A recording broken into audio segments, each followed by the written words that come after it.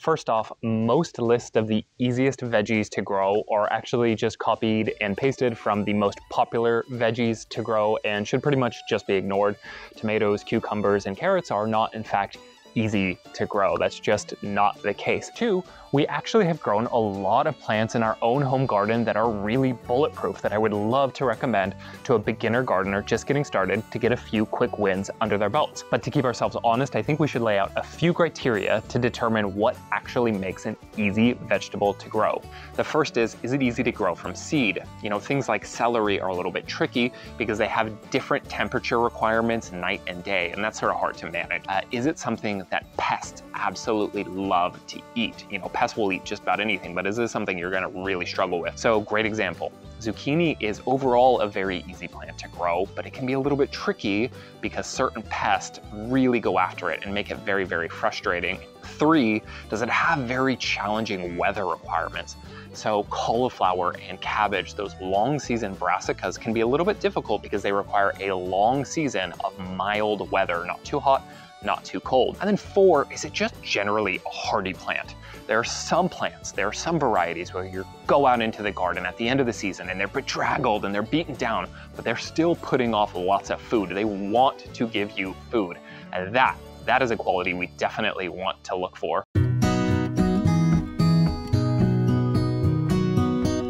These sugar snap peas, as well as bush beans, are probably the ultimate easy crops, and that's kind of a big claim, so let me explain why real quick. First off, they both produce these big, very satisfying harvests. So in spring and fall, a lot of your crops are going to be leafy greens, and leafy greens are great, but they're not as satisfying as grabbing a ripe tomato off the vine and taking a bite out of it, right? And peas in particular are really good at filling that gap during those colder spring, fall, even winter months. So that's really nice. Second, they both grow really well in containers or in the ground, and what's more, they don't really need a good container. They're very unfussy. So whereas I might want to put an eggplant into one of these fabric grow bags, with beans, with peas, I'll just throw them in a plastic container from the dollar store if that's all I've got, and they're probably gonna thrive. And then finally, they are nitrogen fixers, which just means that their root systems actually have the ability to form a symbiotic relationship with nitrogen fixing, nitrogen collecting bacteria. And in practical terms, that just means that they're able to grow in relatively poor, relatively infertile soil that wouldn't support a tomato or an eggplant. And in the beginning, when you're still learning how to kind of dial in those nutrients, or really for anyone, definitely me as well, that ability is really nice to fall back on and makes them a lot easier to grow. My personal favorite bush bean so far that I've grown is called Provider. It's just a classic, hardy, easy to grow, productive bean, very satisfying for beginners because even if you don't grow it very well, it's still gonna give you a decent sized crop.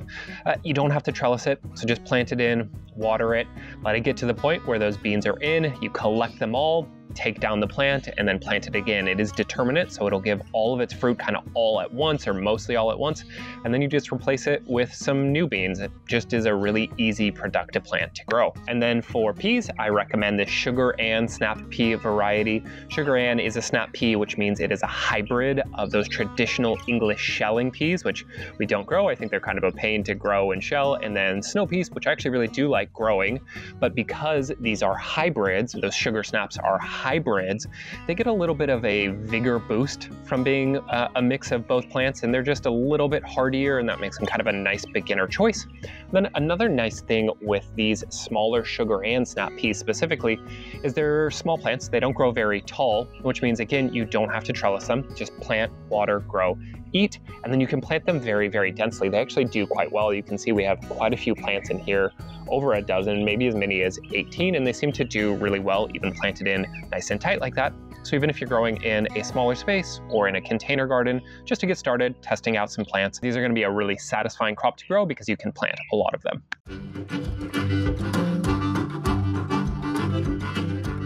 The easiest plant to add to this list of easy plants for me, the easiest pick was by far, Mizuna. Mizuna is basically bulletproof. It's a mustard green, so it's got a nice kick to it. It's from Japan, but more importantly, this is a plant that pests don't really like to eat. It'll grow in good soil, it'll grow in bad soil. It germinates like crazy, really easy to grow from seed.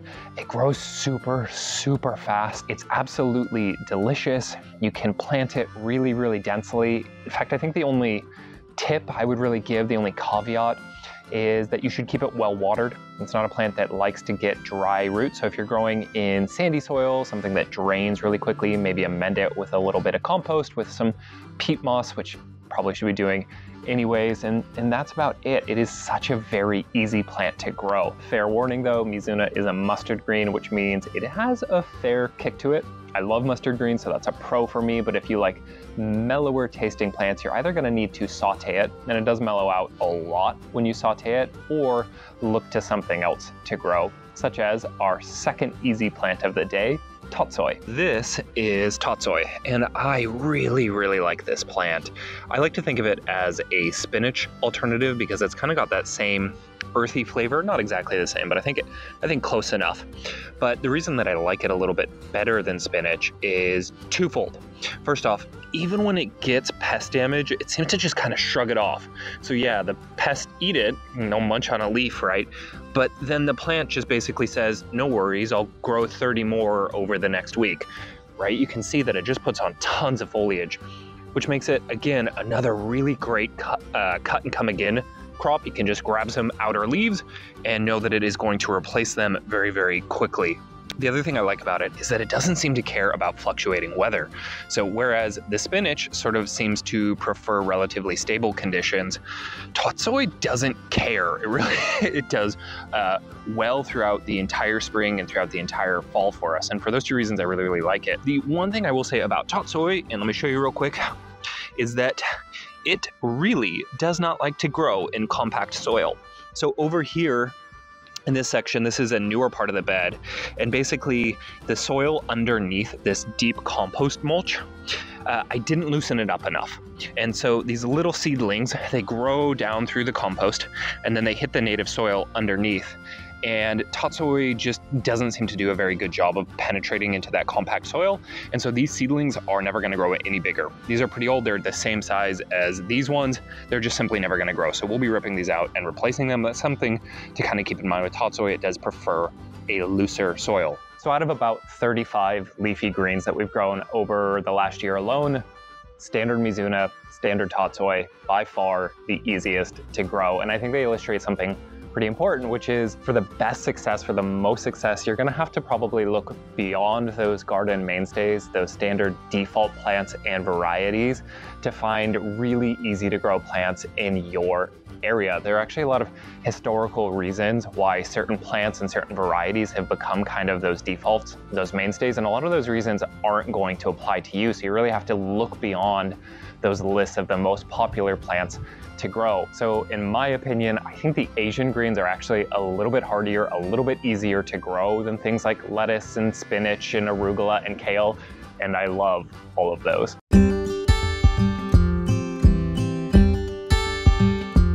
Herbs in general, pretty easy plants to grow.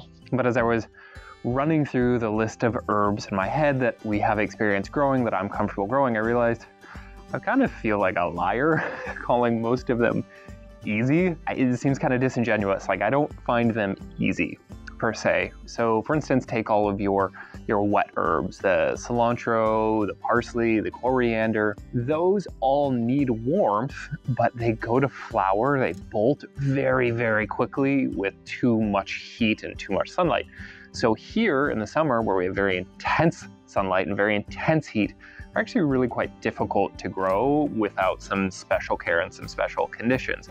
And then you have your so-called dry herbs, things like rosemary and thyme, and oregano. Those are very easy to grow once they're established, but they can be very slow to get to that point. And until they get to that point, they're quite small and vulnerable. And similarly, you have mint, which can grow like gangbusters once it's established, but a little bit hard to germinate and a little bit slow to get to that point.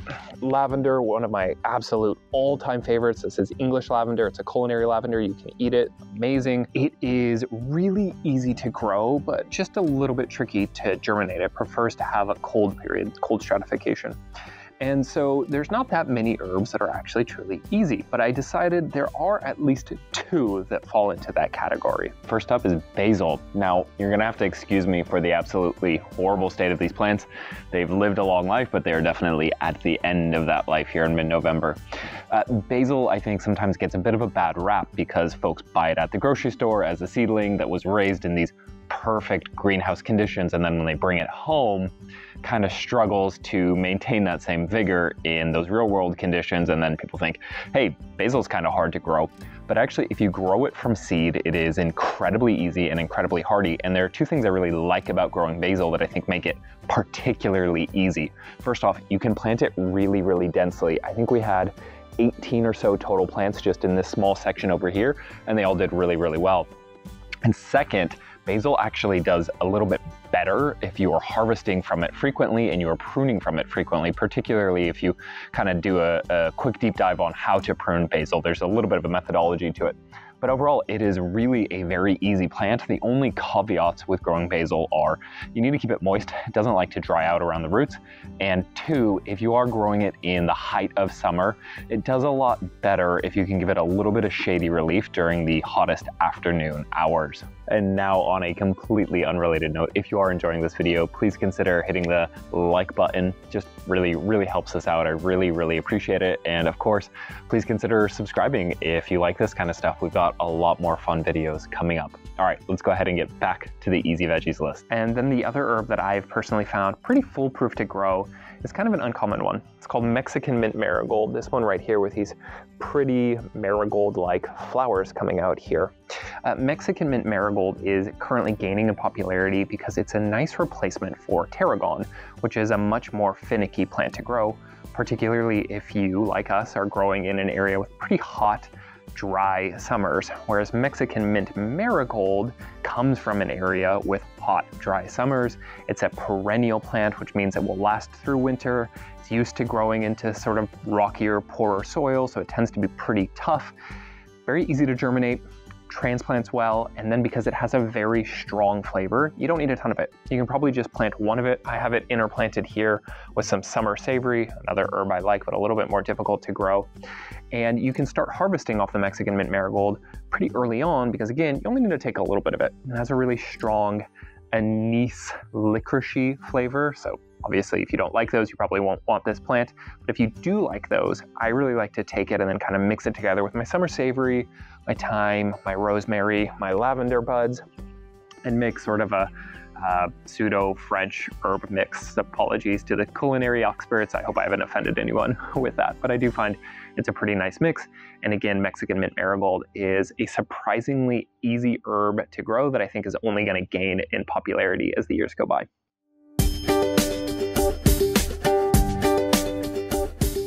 Fruiting vegetables like this eggplant right here are not as straightforward to grow as the plants that we've discussed thus far. Now, that doesn't mean you can't grow them. If you're a beginner gardener, if this is your first season growing, you absolutely can, and honestly, you absolutely should. It just means that they are not truly easy. But still, there's something kind of melancholy about a summer garden without any of those showstopper plants in the nightshade family and the gourd family, you know, your tomatoes and your pumpkins or whatever floats your boat, whatever you're into. So with that in mind, I've selected two fruiting vegetables that come very close to being truly easy. They each just have one or two caveats to keep in mind. The first of our fruiting vegetables is going to be a variety of small, hot chilies planted into a fabric grow bag. Now, I realize that is kind of a specific combination, but I think there are good reasons for it. To start, small hot chili peppers are super productive. So you get a lot of fruit, even if you're a beginner, and even if you only can plant a few of these plants, and that's really satisfying. 2, hot peppers in general tend not to be pest favorites, obviously, so I can just make them a little bit hardier, a little bit less frustrating to grow. And then peppers in general don't suffer from as many disease issues as some of the other popular nightshades. And then the fabric grow bag, they have such good drainage and they have such good aeration because this material is permeable to the air that it takes a lot of the guesswork out of watering. And overwatering is really kind of the big gotcha when planting hot chili peppers. It's one of the only tricky parts of growing these plants. So these two together are really a winning combination. Specifically, this variety is called Super Thai, and I really like them because they're very tasty, they're very spicy, and again, super productive. But if for whatever reason you don't like Thai chilies, I can also recommend ahi lemon drops, which kind of fit into that same mold. All right, remember how in the beginning of this video I said that zucchinis are one of the tougher plants to grow, one of the more frustrating plants to grow because they suffer from a lot of pest issues? Well, I hope you'll forgive me for being a little bit hypocritical here, a little clickbaity here, because I'm gonna say that the second really easy fruiting vegetable to grow is a zucchini. And I hope you'll forgive me again for not being able to show you any zucchinis because we've already taken them out of our garden. They've long since died. It's pretty late in the season here. Now, the caveat, the reason that I say these can be very easy plants to grow is you can grow them after the squash vine borer beetles have gone dormant in your area. And that date when those beetles go dormant is going to differ from area to area. You're just gonna have to Google that, but it's pretty easy to find most of the time. And if we take them out of the picture, zucchinis are incredibly easy to grow. Now, the second factor into making that a successful option is you're gonna wanna select a fast maturing variety of zucchini, something like Cocozelle or Green Machine that will actually put off food in well under 2 months. That way you can plant them a little bit later, but still have plenty of time left in your season to get a harvest, depending on where you are growing. And the nice thing is, if you are planting zucchinis a little bit later and you avoid those vine borer beetles, they are super easy and super productive plants. A healthy zucchini will probably give you more food than you actually want to eat, and you're gonna have to learn how to preserve it. And you're getting to kind of avoid the hottest parts of summer, where zucchini plants in general tend to wilt a little bit. Those later zucchinis can actually be even more productive, even healthier than the ones planted in the middle of summer. Now, I know this is a video about growing veggies, but I would be remiss if I didn't mention at least one very easy, beginner-friendly flower to grow. I am not a flower expert, which means that you can trust my advice when I say this one is very easy to grow. But to show you, we're gonna have to head to the front garden. Come on. So these are cosmos, and you can see they're flowering in mid-November. And again, I'm not a flower expert, far from it, but these things are pretty amazing. They're always the best germinating seeds in our flower beds.